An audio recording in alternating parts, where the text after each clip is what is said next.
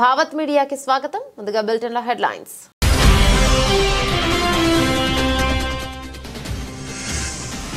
అధ్యక్ష ఎన్నికల్లో నిలబడి ఉంటే ట్రంప్ను ఖచ్చితంగా ఓడించేవాడిని. ఆసక్తికర వ్యాఖ్యలు చేసిన జో బైడెన్.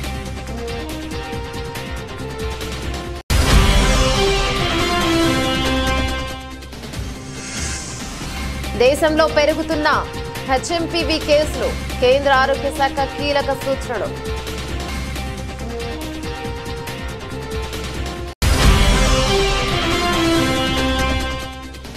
మూడు రోజుల పాటు రామలల్ల ప్రతిష్టాపన. ప్రథమ వార్షికోత్సవం. బాలరాముడికి పీతాంబరి వస్త్రాలతో అలంకరణ.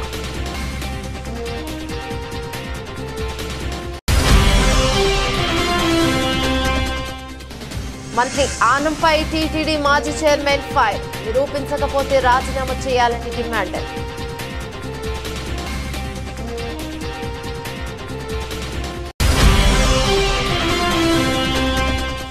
బీఆర్ఎస్ నేతల అరెస్టులను తీవ్రంగా ఖండిస్తున్నాం. ప్రభుత్వ తీరుపై ఆగ్రహం వ్యక్తం చేసిన హరీష్ రావు.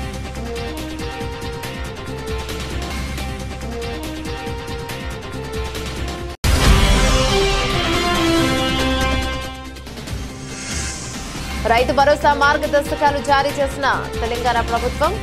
వారు మాత్రమే అర్హులని చెబుతున్న అధికారులు.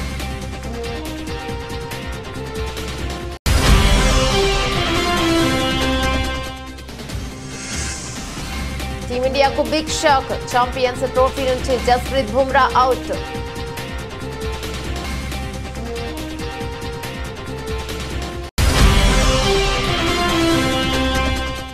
తమిళ పరిశ్రమలో తెలుగు డైరెక్టర్ వ్యాఖ్యలపై చర్చ. స్టార్ హీరో సినిమా డైరెక్ట్ చేయమని ఛాన్స్ ఇస్తే రిజెక్ట్ చేసిన అనిల్ రావిపూడి.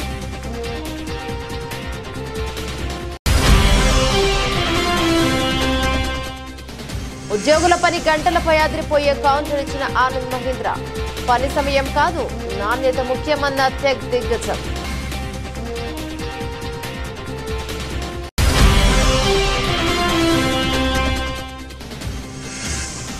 ఇవి ఆకులు కాదు, అద్భుతం.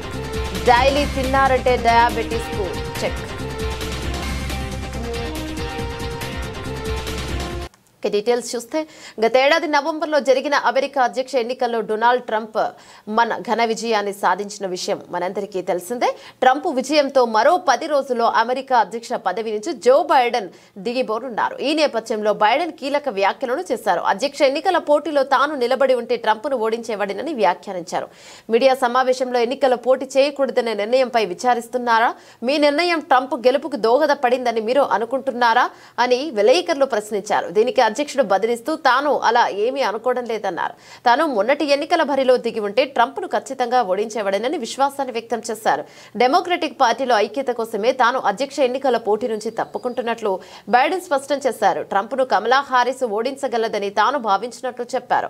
అందుకే అధ్యక్ష ఎన్నికల్లో ఆమెకు మద్దతిచ్చినట్లు బైడెన్ చెప్పుకొచ్చారు. అందుకు కమలా సైతం తీవ్రంగా కృషి చేసినట్లు బైడెన్ వివరించారు. 81 ఏళ్ల జో బైడెన్ మరోసారి అధ్యక్ష పదవికి పోటీ పడిన విషయం తెలిసిందే. అయితే అనూహ్యంగా ఆయన నిర్ణయాన్ని మార్చుకున్నారు. అధ్యక్ష ఎన్నికల బరి నుంచి తప్పుకుంటున్నట్లు గతేడాది జూలైలో ప్రకటించిన విషయం తెలిసిందే. ట్రంప్ తో జరిగిన డిబేట్ లో తడబాటు, ఇతరత్ర ఆదేశాల అంశాల నేపథ్యంలో అధ్యక్ష పోటీ నుంచి తప్పుకోవాలని సొంత పార్టీ నేతల నుంచి ఒత్తిడి పెరగడంతో బైడెన్ ఈ నిర్ణయం తీసుకున్నారు. అనంతరం డెమోక్రటిక్ పార్టీ తరపున అభ్యర్థిగా ప్రస్తుతం ఉపాధ్యక్షురాలిగా ఉన్న కమలా హారిస్ పేరును బైడెన్ ప్రతిపాదించారు. అయితే ఆమె నవంబర్ 5న జరిగిన ఎన్నికల్లో ట్రంప్ చేతిలో ఓటమి పాలయ్యారు. President, do you regret your decision to run for re-election? Do you think that made it easier for your predecessor to now become your successor? I don't think so. I think I would have beaten Trump, could have beaten Trump, and I think that Kamala could have beaten Trump, would have beaten Trump. It wasn't about... I thought it was important to unify the party. And when the party was worried about whether or not I was going to be able to move, I thought even though I thought I could win again, I thought it was better to unify the party. And it was the greatest honor in my life to be President of the United States, but I didn't want to be one who caused a party that wasn't unified to lose an election. And that's why I stepped aside, but I was confident she could win. You think she should run again? దేశంలో human మెటప్న్యూమో virus HMPV కేసులు క్రమంగా పెరుగుతున్నాయి. తాజాగా అస్సాంలో కూడా HMPV case నమోదైంది. రాష్ట్రంలోని లఖీంపూర్లో 10 నెలల చిన్నారికి వైరస్ సోకింది. దీంతో ఆ చిన్నారిని అస్సాం మెడికల్ కాలేజీ అండ్ హాస్పిటల్లో చేర్పించారు. ప్రస్తుతం చిన్నారి పరిస్థితి నిలకడగానే ఉందని వైద్యులు తెలిపారు. అయితే తాజాగా అస్సాంలో నమోదైన కేసుతో దేశంలో మొత్తం 15 హెచ్ఎంపీవీ కేసులు నమోదయ్యాయి. గుజరాత్లో అత్యధికంగా 4 కేసులు నమోదు కాగా మహారాష్ట్రలో 3, కర్ణాటక రాష్ట్రంలో 2, తమిళనాడులో 2, కోల్కతాలో 3, అస్సాంలో 1 కేసు నమోదైంది. చైనాలో హెచ్ఎంపీవీ విజృంభిస్తూ ఉంది. ఆ దేశంలోని పలు ప్రాంతాల్లో ఈ వైరస్ బారిన పడుతున్న వారి సంఖ్య రోజు రోజుకు పెరుగుతుంది. అయితే చైనాకు ఆనుకుని ఉన్న భారతదేశంలోని రాష్ట్రాలను కేంద్రం అప్రమత్తం చేసింది. సిక్కిం చైనాకు దాదాపు 200 కిలోమీటర్ల పొడవైన సరిహద్దును కలిగి ఉంది. ఇది ఉత్తర ఈశాన్యంలో టిబెట్ అటనామస్ రీజియన్తో చుట్టపడబడింది. ఇక దీంతో కేంద్ర ఆరోగ్య శాఖ సూచనలతో సిక్కిం ప్రభుత్వం అప్రమత్తమైంది. అయితే దేశంలో హెచ్ఎంపీవీ వైరస్ వల్ల ఎలాంటి ఆందోళన చెందాల్సిన పని లేదని కేంద్ర ఆరోగ్య శాఖ పేర్కొంది. నిరంతరం దగ్గు, జ్వరం, గొంతు నొప్పి, ఒళ్ళు నొప్పులు, ముక్కు కారడం, శ్వాస తీసుకోవడంలో ఇబ్బంది తలెత్తడం వంటి లక్షణాలు కనిపిస్తే వైద్యులను సంప్రదించాలని సూచించారు. హెచ్ఎంపీవీ వైరస్ కేసులు పెరుగుతున్న నేపథ్యంలో ఆందోళన చెందాల్సిన పని లేదని కేంద్ర ఆరోగ్య శాఖ మంత్రి జేపీ నడ్డా తెలిపారు. వైరస్ కొత్తది కాదని ఇంతకు ముందు కూడా అనేక కేసులు నమోదయ్యాయని తెలిపారు. హెచ్ఎంపీవీ ఇన్ఫెక్షన్ వ్యాప్తి చెందకుండా తగిన జాగ్రత్తలు తీసుకోవాలని ఆయన ప్రజలకు సూచించిన విషయం కూడా తెలిసిందే. హెచ్ఎంపీవీ వైరస్ సోకకుండా ఉండేందుకు పలు జాగ్రత్తలు తీసుకోవాలని, రద్దీ ప్రదేశాల్లో మాస్క్ ధరించాలని, బయట ప్రదేశాల్లోకి వెళ్లి ఇంటికి తిరిగి వచ్చిన తర్వాత తప్పనిసరిగా చేతులను శుభ్రంగా కడుక్కోవాలి. చేతులు శుభ్రం చేసుకోకుండా కళ్ళు, ముక్కు, నోటిని తాకడం చేయొద్దు. ఆరోగ్యకరమైన ఆహారం తీసుకోవాలి. క్రమం తప్పకుండా వ్యాయామం చేయాలి. బలమైన రోగ నిరోధక శక్తిని కలిగి ఉండాలి.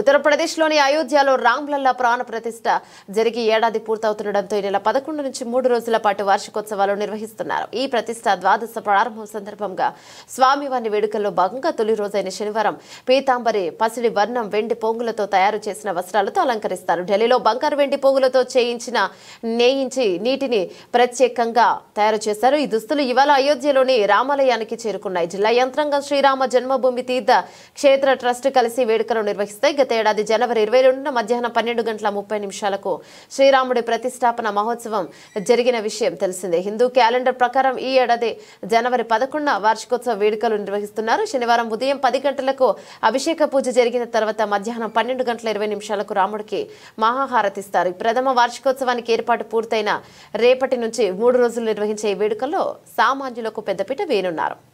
నిరుడు విగ్రహ ప్రాణ ప్రతిష్టకు కొన్ని కారణాల వల్ల హాజరు కాలేకపోయిన ప్రజలు వార్షికోత్సవానికి హాజరు కావాలని శ్రీరామ జన్మభూమి తీర్థ క్షేత్ర ట్రస్ట్ ఆహ్వానం పలుకుతోంది. కార్యక్రమానికి 110 మంది విఐపీలను కూడా ఆహ్వానించింది. ఉత్తరప్రదేశ్ సీఎం యోగి ఆదిత్యనాథ్ వార్షికోత్సవ కార్యక్రమాలను ప్రారంభించి రాముడి అభిషేకం నిర్వహిస్తారు.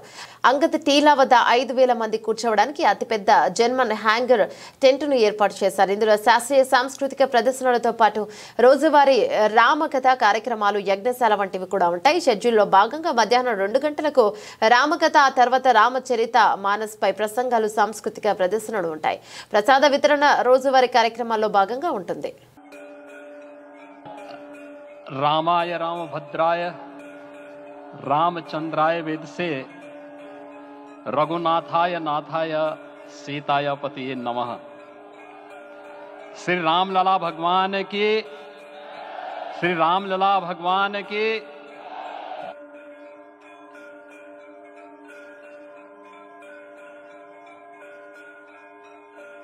श्री राम जन्मभूमि मंदिर की स्थापना भारत के सांस्कृतिक पुनर्जागरण का आध्यात्मिक अनुष्ठान है। यह राष्ट्र मंदिर है। जय जय सीताराम, जय जय सीताराम। ఏపీ దేవాదాయ శాఖ మంత్రి ఆనం రామనారాయణ రెడ్డిపై మినిస్టర్ ఆనం రామనారాయణ టీటీడీ మాజీ చైర్మన్ వైసీపీ నాయకుడు భూమన కన్నాగర్ రెడ్డి ఫైర్ అయ్యారు. తిరుపతి ఘటనలో గాయపడ్డ వారిని పరామర్శించేందుకు వెళ్లిన వైసీపీ నాయకులు ప్రభుత్వానికి వ్యతిరేకంగా మాట్లాడాలని, డబ్బులు పంచారని, ఆసుపత్రిలో పరికరాలను ధ్వంసం చేసిన దృశ్యాలు సీసీ కెమెరాలో నమోదయ్యాయని మంత్రి ఆరోపించారు. ఈ ఆరోపణలను భూమన ఖండించారు. దేవుడి మీద భక్తి ఉంటే సీసీ కెమెరాలో సీసీ ఫుటేజ్ నమోదైన దృశ్యాలను విడుదల చేయాలని, లేని పక్షంలో మంత్రి పదవికి రాజీనామా చేయాలని డిమాండ్ చేశారు. మంత్రి దిగజారి మాట్లాడుతున్నారని విమర్శించారు. వైకుంఠ ఏకాదశి సందర్భంగా తిరుమల శ్రీవారిని ఉత్తర ద్వారా గుండా దర్శించుకోవడానికి టీటీడీ తిరుపతిలో టికెట్ల జారీ కేంద్రాలను, టోకెన్ల జారీ కేంద్రాలను ప్రారంభించింది. ఈ సందర్భంగా పద్మావతి పార్కులో నెలకొల్పిన కేంద్రం వద్ద జరిగిన తొక్కిసలాటలో 6 చనిపోగా మరో 48 మంది గాయపడ్డారు. గాయపడ్డ వారిని రుయా స్విమ్స్ ఆసుపత్రిలో చేర్పించారు. ఆసుపత్రిలో చికిత్స పొందుతున్న క్షతగాత్రులను ముఖ్యమంత్రి చంద్రబాబు, డిప్యూటీ సీఎం, రాష్ట్ర మంత్రులు పరామర్శించారు. వైసీపీ అధ్యక్షుడు మాజీ సీఎం జగన్ కు పరామర్శించిన సమక్షంలో క్షతగాత్రులు వ్యతిరేకంగా మాట్లాడారని, ఇక కవర్లలో డబ్బులు పంచారని మంత్రి ఆనం ఆరోపించారు. క్షతగాత్రులను అవమానపరచటం, చనిపోయినటువంటి వాళ్ల కుటుంబీకులను అత్యంత నీచంగా భావించటం, ఇంతకంటే దారుణం మరొకటి లేదు. అలాగే మేము అక్కడికి వచ్చినప్పుడు జగన్మోహన్ రెడ్డి గారిని అక్కడికి ఆసుపత్రికి రాకుండా చేయటం కోసమని అడుగడుగున ఆటంకం కలిగించింది మీ ప్రభుత్వం. దారిలో ఒక మాజీ ముఖ్యమంత్రిని అడ్డుకోవటానికి ట్రాక్టర్లు అడ్డుపెట్టి ఇంత నీచంగా వ్యవహరించింది మీ ప్రభుత్వం. ఇంతకంటే దారుణం మరొకటి ఉన్నదా? మీరు ఎన్ని రకాలైనటువంటి దుర్మార్గపు చర్యలు చేశారో జగన్మోహన్ రెడ్డి గారిని అడ్డుకోవటానికి. జగన్మోహన్ రెడ్డి లాంటి ఒక ప్రజానాయకుడు వచ్చినప్పుడు పోలీసులు కనీసమైనటువంటి భద్రత కూడా ఇవ్వకుండా, మేము ఆసుపత్రిలో పరామర్శించడానికి వస్తే పవన్ కళ్యాణ్ ఉద్దేశపూర్వకంగా ఆసుపత్రిలో దాదాపు 2 గంటలకు పైగా అక్కడ ఉండటం, జగన్మోహన్ రెడ్డి గారు వచ్చినారని తెలిసినప్పటికీ కూడా కావాలనే ఆయన్ను ఆసుపత్రిలోకి రానివ్వకుండా చేయటం కోసమని తన ప్రోగ్రామును మరింత పొడిగించుకోవటం, ఇవన్నీ మీ కళ్ళకు కనపడలా. అట్లాగే నిన్న డబ్బులు ఇచ్చినటువంటి, మేము ఈ డబ్బులు ఇచ్చినామని వైసీపీ వాళ్ళ మీద మీరు ఏదైతే ఆరోపణలు చేస్తున్నారో అవన్నీ సీసీ కెమెరాలలో రికార్డ్ అయినాయి అని చెప్తున్నారు. రామనారాయణ గారికి ఛాలెంజ్ చేస్తున్నాం. అది నిజమైతే, మీరు నిజంగా దేవుడి మీద భక్తి కలిగినటువంటి వాళ్ళైతే ఆ సీసీ కెమెరాల ఫుటేజ్ని బయట పెట్టాలి. మేము డబ్బులు ఇచ్చినట్టుగా మీరు నిరూపించాలి. నిరూపించలేకపోతే, ఎందుకంటే సీసీ ఫుటేజ్లు మీ అధీనంలోనే ఉంటాయి. నిరూపించలేకపోతే వెంటనే మీ పదవికి రాజీనామా చేయాలి. మమ్మల్ని అసలు జగన్మోహన్ రెడ్డి గారు వచ్చేంత వరకు మమ్మల్ని ఆసుపత్రి ముఖం వైపు కూడా రానివ్వలేదు మీ పోలీసు, మీ అధికార గణం. మేము డబ్బులు ఇచ్చి మీ చంద్రబాబు నాయుడిని తిట్టించినామని చెప్తున్నారు మీరు. అంటే చంద్రబాబు నాయుడు గారి పాలన మీద క్షతగాత్రులకు ఉన్నటువంటి అభిప్రాయం ఏందో చాలా స్పష్టంగా అర్థమైపోయింది. మీ ప్రభుత్వం మీద, మీ నాయకుడి మీద ఏ రకమైనటువంటి అభిప్రాయాలు ఉన్నాయని. దయచేసి వెంటనే మీరు సీసీ ఫుటేజీలని బయట పెట్టాలా, లేదా మీ పదవికి రాజీనామా చేయాలా. ఇంత నీచంగా వ్యవహరించినాను నేను, నా తప్పిదం ఇదేనని మీరు మీ పదవికి రాజీనామా చేయాలి. మీ చర్య ఎలా ఉన్నది అంటే, మీ పార్టీలో మీ పదవి దేవాదాయ శాఖ మంత్రి అయినప్పటికీ కూడా మిమ్మల్ని పట్టించుకునే వాళ్ళు ఎవరు లేరు కనుక, అదేదో సామెత ఉంది, తోలుగుడ్డు పెట్టే కోడికి ఎంత విలువ ఉందో నిజమైన గుడ్డు కాకుండా తోలుగుడ్డు పెట్టేటువంటి కోడికి, ఆ రకమైనటువంటి కోడిగా మీరు తెలుగుదేశం ప్రభుత్వంలో మంత్రిగా ఉన్నారు. తోలు గుడ్లు పెట్టేటువంటి కోడిగా మీరు ఆ సీసీ ఫుటేజ్ని వెంటనే ఈరోజే బయట పెట్టాలి. మేము డబ్బులు ఇచ్చినట్టు నిరూపించాలి, లేదా పదవికి రాజీనామా చేయాలి. ఉమ్మడి నల్గొండ జిల్లా సహా హైదరాబాద్ లో బీఆర్ఎస్ పార్టీ నాయకులు కార్యకర్తలను ఎక్కడికక్కడ అరెస్టు చేయడాన్ని గృహ నిర్బంధం చేయడాన్ని తీవ్రంగా ఖండిస్తున్నామని మాజీ మంత్రి సిద్దిపేట ఎమ్మెల్యే హరీష్ రావు తెలిపారు.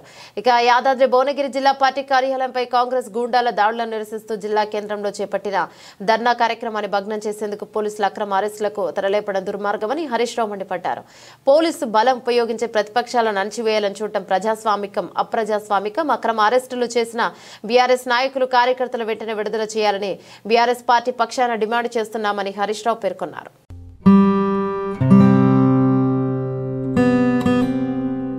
తెలంగాణ ప్రభుత్వం అర్హులైన రైతులకు రైతు భరోసా నిధులు జమ చేసేందుకు సిద్ధమైంది. నెల 26వ తేదీ నుంచి రైతు భరోసా పథకాన్ని అమలు చేయాలని నిర్ణయించినట్లు తెలిపిన ప్రభుత్వం పంట పెట్టుబడి సాయాన్ని ఏడాదికి ఎకరాకు 12,000 అందజేస్తామని పేర్కొంది.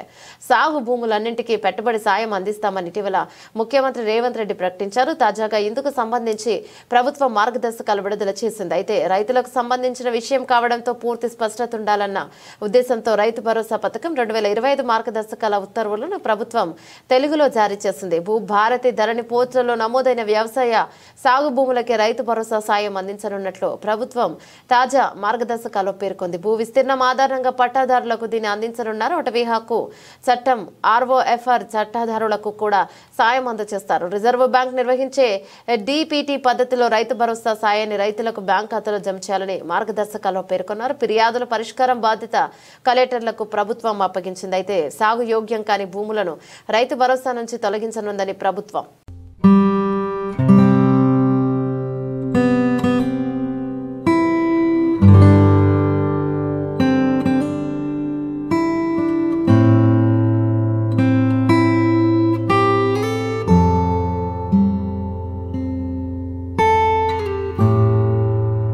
ఐసీసీ ఛాంపియన్స్ ట్రోఫీ ఫిబ్రవరి 19 నుంచి ప్రారంభం కానుంది. పాకిస్తాన్ ఆతిథ్యం ఇస్తున్న ఈ టోర్నీలో టీమిండియా ఆడే మ్యాచ్లన్నీ దుబాయ్ వేదికగా జరగనున్నాయి. టోర్నీకి సంబంధించిన గత నెలలోనే షెడ్యూల్ విడుదలైంది. ఫిబ్రవరి 19 నుంచి మార్చి 9వ తేదీ వరకు మ్యాచ్లు జరగనున్నాయి. అయితే భారత్ తన తొలి మ్యాచ్ ఫిబ్రవరి 20వ తేదీన బంగ్లాదేశ్ తో ఆడనుంది. భారత్ వర్సెస్ పాకిస్తాన్ మ్యాచ్ ఫిబ్రవరి 23వ తేదీన జరగనుంది. గ్రూప్ దశలో ఇండియా మొత్తం 3 జట్లతో మ్యాచ్లు ఆడనుంది. అయితే బీసీసీఐ ఈ మెగా టోర్నీకి జట్టును ప్రకటించేందుకు సిద్ధమవుతుంది. జనవరి 19 ఛాంపియన్స్ ట్రోఫీ కోసం భారత జట్టును ప్రకటించే అవకాశం ఉంది. 15 మందితో పాటు ట్రావెల్ రిజర్వ్ గా 3 ఎంపిక చేయాలని అజిత్ గవాస్కర్ నేతృత్వంలోని సెలక్షన్ కమిటీ భావిస్తోంది. అయితే అందుకు ఐసీసీ అనుమతి తప్పనిసరి. ఇదిలా ఉంటే ఛాంపియన్స్ ట్రోఫీకి ముందు టీమిండియాకు బిగ్ షాక్ తగిలింది. Team India pass bowler Jasprit Bumrah ఈ సిరీస్ కు అందుబాటులో ఉండటం లేదని తెలుస్తోంది. ఇండియన్ ఎక్స్ప్రెస్ నివేదిక ప్రకారం ఛాంపియన్స్ ట్రోఫీలో గ్రూప్ స్టేజ్ మ్యాచ్లకు బుమ్రా అందుబాటులో ఉండకపోవచ్చు. అతను వెన్నునొప్పితో ఇబ్బంది పడుతున్నారు. ప్రస్తుతం బుమ్రా బెంగళూరులోని నేషనల్ క్రికెట్ అకాడమీ NCA పర్యవేక్షణలో ఉన్నట్టు తెలుస్తోంది. బీసీసీఐకు చెందిన అధికారి మాట్లాడుతూ ఛాంపియన్స్ ట్రోఫీకి పూర్తి స్థాయిలో సన్నద్ధమయ్యేందుకు బుమ్రా NCAకి వెళ్లాడు. ప్రాథమిక నివేదికలో అతనికి ఫ్రాక్చర్ కాలేదు, కానీ అతను వెన్ను భాగంలో వాపు ఉంది. దీంతో NCA పర్యవేక్షణలో అతను త్వరలోనే కోలుకుంటాడు. పూర్తి స్థాయిలో కోలుకున్న తర్వాత బుమ్రా తన ఫిట్నెస్ నిరూపించుకునేందుకు ప్రాక్టీస్ మ్యాచ్లు ఆడాల్సి ఉంటుంది తెలిపారు. కారణంగా 15 మంది టీం సభ్యుల జాబితాలో బుమ్రా పేరును చేర్చేలా అతని స్థానంలో UAEకి మరొకరిని ఎంపిక చేయాలనే విషయంపై బోర్డు సుమలాలోచనలు చేస్తున్నట్లు సమాచారం. ఒకవేళ ఛాంపియన్స్ ట్రోఫీకి వెళ్లే 15 మంది జట్టు సభ్యుల్లో జస్ప్రీత్ బుమ్రా పేరు ఉన్నప్పటికీ అతను గ్రూప్ దశలో మ్యాచ్లు ఆడే అవకాశం లేదని తెలుస్తోంది.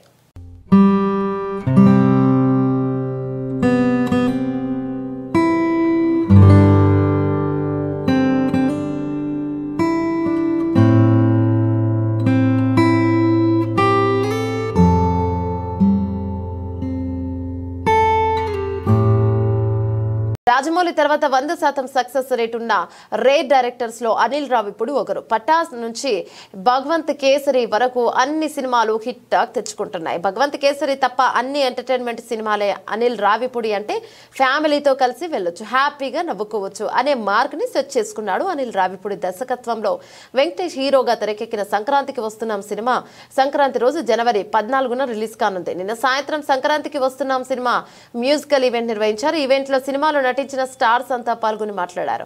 తమిళ స్టార్ కమెడియన్ విటివి గణేష్ కూడా సంక్రాంతికి వస్తున్నాం సినిమాలో నటించారు. ఈ ఈవెంట్ లో విటివి గణేష్ మాట్లాడదాం ఆసక్తికర విషయాన్ని తెలిపారు.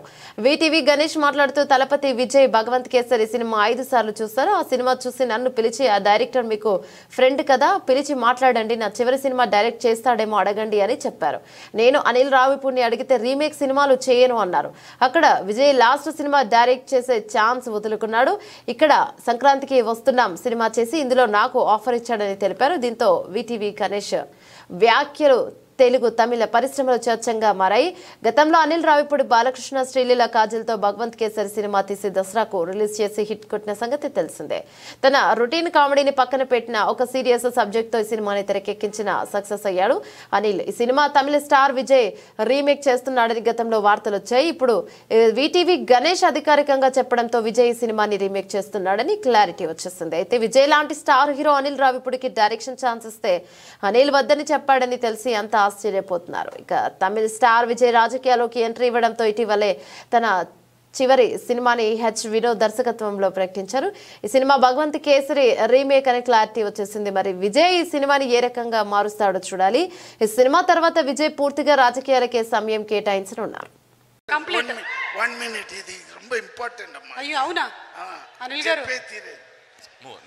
சார் அவரு பகவந்த் கேசரி 5 டைம் பார்த்தேன் Ganesh. I like the film. I want him to direct అని చెప్పి పిలిచి అడిగితే ఈయన రీమేక్ నేను చేయనని చెప్పి వచ్చేసారు. నాకు అక్కడ 4-5 directors are waiting on the queue. ఆయన లాస్ట్ ఫిలిం చేస్తాను ఈయన చేయడని చెప్పి వచ్చేది. But one way no I got more. Listen అది నేను చెయ్యను అని చెప్పి రాలేదు. సో అది అట్లా చెప్పాలి. రీమేక్ అనేది కూడా అది వేరే డిస్కషన్ జరిగింది. సో విజయ్ గారికి మనకి అది వేరే డిస్కషన్ జరిగింది. అది పైగా ఓకే అది చెప్పలేదు. ఎందుకు చెప్తున్నానంటే అంత ఆయనకి ఇష్టమైంది. దాని తర్వాతనే నేను భగవంత్ కేసరి చూశాను. Because I also acted in that film. ఎందుకు 5 times చూశారు ఆయన చెప్పి నేను పోయి చూశాను. అప్పుడే ఆయన ఆహా వీడు బాగానే చేస్తున్నాడే. ఎలాంటి చైర్మన్ సుబ్రహ్మణ్యన్ చేసిన వ్యాఖ్యలు నెట్టింట తీవ్ర దుమారం రేపుతున్నాయి. ఉద్యోగుల పని గంటలపై ఆయన చేసిన వ్యాఖ్యలు ఆన్లైన్ వేదికగా విస్తృత చర్చలు ప్రజల ఆగ్రహాన్ని రేకెత్తించేలా చేస్తాయి. సోషల్ మీడియాలో ఆయన చేసిన వ్యాఖ్యలపై నెటిజన్లు తీవ్రంగా మండిపడుతున్నారు. ప్రముఖ నటి దీపికా పదుకునే, ప్రముఖ వ్యాపారవేత్త హర్ష గోయంకి కూడా సుబ్రహ్మణ్యం చేసిన వ్యాఖ్యలపై అభ్యంతరం తెలిపారు. మానసిక ఆరోగ్యం కూడా ముఖ్యమైనట్టు కౌంటర్ ఇచ్చారు. గతంలో ఇన్ఫోసిస్ కో ఫౌండర్ నారాయణమూర్తి కూడా వారానికి 70 గంటల పాటు పనిచేయాలని చెప్పిన మాటలు కూడా ప్రజల్లో చర్చకు దారితీశాయి. ప్రస్తుతం ఈ అంశంపై తీవ్ర స్థాయిలోనే చర్చ కొనసాగుతుంది. నేపథ్యంలో తాజాగా ఆనంద్ గ్రూప్ చైర్మన్ ఆనంద్ మహేంద్ర స్పందించారు. అసలు సమస్య ఎన్ని గంటలు పనిచేశారనేది కాదు, అవుట్పుట్ నాణ్యత ముఖ్యమన్నారు. ఇది 40 గంటలు, 70 గంటలు లేదా 90 గంటలు కాదన్నారు. తాను పనిలో నాణ్యతను చూస్తానని, సమయాన్ని కాదని పేర్కొన్నారు. ఈ మేరకు దేశ రాజధాని ఢిల్లీలో జరిగిన Viksit Bharat young leaders dialogue 2025లో ఆయన మాట్లాడారు. ఇక క్వాంటిటీ లేకపోయినా క్వాలిటీ ఉండాలని చెప్పారు. పని గంటల పరిణామాన్ని నొక్కి చెప్పడం వల్ల జరుగుతున్న చర్చ తప్ప అని అన్నారు. ఇక ఎలాంటి చైర్మన్ సుబ్రహ్మణ్యన్ ఇన్ఫోసిస్ వ్యవస్థాపకుడు నారాయణమూర్తి ఇలాంటి వ్యాఖ్యలు చేసి ఇతరులపై తనకు చాలా గౌరవం ఉందని చెప్పారు. కాబట్టి తాను చెప్పిన మాటలను వారు తప్పుగా భావించవద్దన్నారు. కానీ తాను ఒక విషయం చెప్పాలనుకుంటున్నానంటూ పని గంటల చర్చ తప్పుడు దిశగా వెళ్తోందని తాను భావిస్తున్నట్లుగా యువతకు పిలుపునిచ్చారు Anand Mahindra. I could ask you, how many hours a week do you work? You know, this is what I want to avoid, Palki. I don't want it to be about the time. I don't want it to be about quantity. Ask me what's the quality of my work. Don't ask me how many hours I work.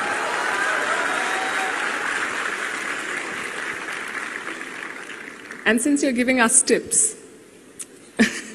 you look worried. It's not a trick question. How much time in a day do you spend on social media? Because you've aced your social media game, and yet you have managed time so well because you've built institutions, and I think we can all learn. I mean, this is a challenge that. You know, I'm often asked this question. Then I'm asked about, do you have a office that manages it? If anyone's read my tweets, if you think my office can write like that, then I've got a fabulous team who lives inside my head. You know.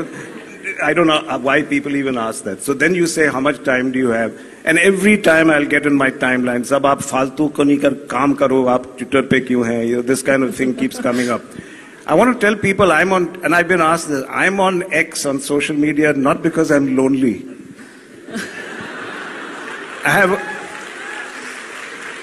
My wife is wonderful. I love staring at her. I spend more time. So I'm not here to make friends. I'm here because people don't understand. It is an amazing business tool.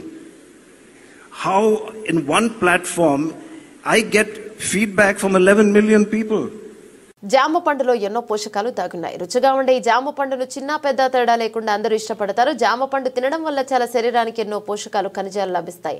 యాపిల్లో ఉండే పోషకాలని జామ పండులో లభిస్తాయని, అందుకే daily ఒక పండును తినాలని డైటీషియన్లు చెప్తున్నారు. మధుమేహ వ్యాధిగ్రస్తులు ఎలాంటి భయం లేకుండా జామ పండు తినొచ్చు. ఎందుకంటే దీనిలోని పోషకాలు డయాబెటీస్ ను కంట్రోల్ చేసేందుకు ఉపయోగపడటంతో పాటు జీర్ణ ప్రక్రియ మెరుగుపరుస్తాయి. ఇక జామ పండులో vitamin C, vitamin A, vitamin K, కార్బోహైడ్రేట్లు, ఇక డైటరీ ఫైబర్, క్యాలరీలు, పొటాషియం వంటి పోషకాలు జామ పండులో పుష్కలంగా ఉన్నాయి. అయితే జామ పండుతో పాటు జామ ఆకుల్లో కూడా తిరుగులేని పోషకాలు, ఔషధ గుణాలు దాగున్నాయి.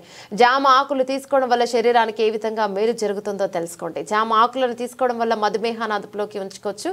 ఇందులోని ఫెనాలిక్ సమ్మేళనం యాంటీ హైపర్ గ్లైసెమిక్ లక్షణాలు కలిగి ఉంటుంది. ఇవి రక్తంలో చక్కెర స్థాయిలను అదుపులో ఉంచుతాయి. కాబట్టి మధుమేహ వ్యాధిగ్రస్తులు జామ ఆకులను నమిలి దాని రసం తీసుకోవడం చాలా మంచిది. జామ ఆకులను తినడం వల్ల రక్తపోటు అదుపులో ఉంటుంది. జామ పండుగలాగే ఆకులలో పొటాషియం, ఫైబర్ ఉంటాయి. ఇవి బీపీని తగ్గించడంలో సహాయపడతాయి. కాబట్టి బీపీ ఉన్నవారు జామ పండు తింటే లేదా ఆకులు నమిలితే మంచి ఫలితాలు కనిపిస్తాయి. ఆకులను తినడం వల్ల అధిక బరువు సమస్య కూడా తగ్గుతుంది. ముఖ్యంగా ఉదర స్థూలకాయ సమస్య ఉన్నవారు ఈ ఆకులను తింటే మంచి ఫలితాలు వస్తాయి. ఇందులో ఉండే సమ్మేళనాలు శరీరంలో చెడు కొలెస్ట్రాల్ను కరిగిస్తాయి. ఇది మలబద్ధకం సమస్య కూడా తగ్గిస్తుంది. దీంతో బరువు సులభంగా తగ్గుతారు. జామ ఆకులను తినడం వల్ల జీర్ణక్రియ కూడా మెరుగుపడుతుంది. కడుపు ఆరోగ్యాన్ని, పేగు ఆరోగ్యాన్ని మెరుగుపరుస్తుంది. ఆకుల్లో డైటరీ ఫైబర్ అధికంగా ఉంటుంది. ఇది కడుపు సమస్యలను నివారిస్తుంది. జామాకుల్లో యాంటీ ఆక్సిడెంట్లు, యాంటీ ఇన్ఫ్లమేటరీ లక్షణాలు ఉన్నాయి. ప్రాణాంతక క్యాన్సర్ను నయం చేసే శక్తి జామ ఆకుల్లో ఉందని ఆయుర్వేద నిపుణులు చెబుతున్నారు. జామ ఆకులు చర్మానికి మేలు చేస్తాయి. మొటిమలు, నల్ల మచ్చలు, చర్మ ఇన్ఫెక్షన్లు తగ్గించడంలో సహాయపడతాయి. ఇవి శరీరాన్ని బిగుతుగా మార్చడంలో, ముడతలను తగ్గించడంలో సహాయపడతాయి. ఉదయాన్నే పరిగడుపున జామ ఆకులను నమలడం ద్వారా బెల్లీ ఫ్యాట్ సమస్య దూరం అవుతుంది. దీంతో పాటు బరువు తగ్గడానికి సహాయపడుతుంది. ఇందులో ఉండే సమ్మేళనాలు శరీరంలో కార్బోహైడ్రేట్ల శోషణను నిరోధిస్తాయి. ఇది బరువు పెరగడానికి దారితీయదు.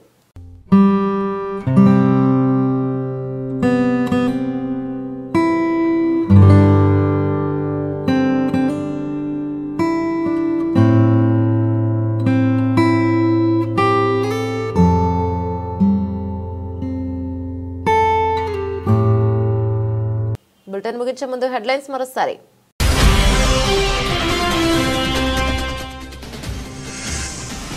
అధ్యక్ష ఎన్నికల్లో నిలబడి ఉంటే ట్రంప్ను ఖచ్చితంగా ఓడించేవాడిని, ఆసక్తికర వ్యాఖ్యలు చేసిన జో బైడెన్.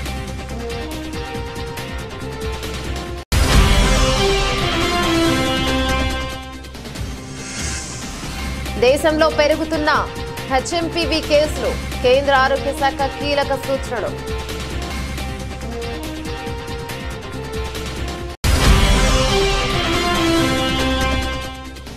మూడు రోజుల పాటు రామ్లల్ల ప్రతిష్టాపన, ప్రథమ వార్షికోత్సవం, బాలరాముడికి పీతాంబరి వస్త్రాలతో అలంకరణ.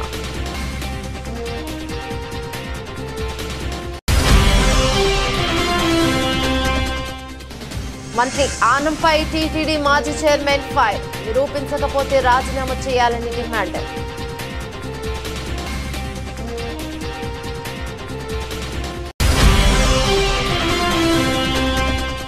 బీఆర్ఎస్ నేతల అరెస్టులను తీవ్రంగా ఖండిస్తున్నాం, ప్రభుత్వ తీరుపై ఆగ్రహం వ్యక్తం చేసిన హరీష్ రావు.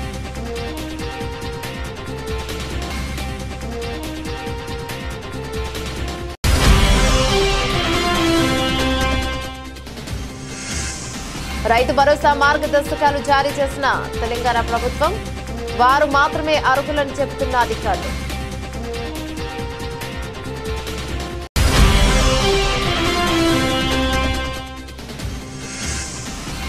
టీమిండియాకు బిగ్ షాక్, ఛాంపియన్స్ ట్రోఫీ నుంచి జస్ప్రీత్ బుమ్రా అవుట్.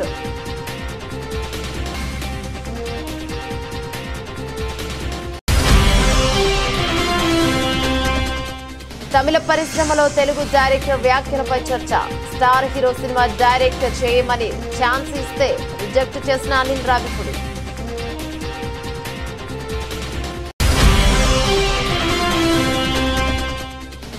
ఉద్యోగుల పని గంటలపై అదిరిపోయే కౌంటర్ ఇచ్చిన ఆనంద్ మహీంద్ర.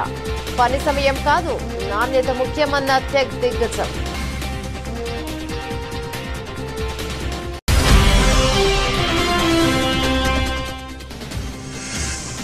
ఇవి ఆకులు కాదు, అద్భుతం.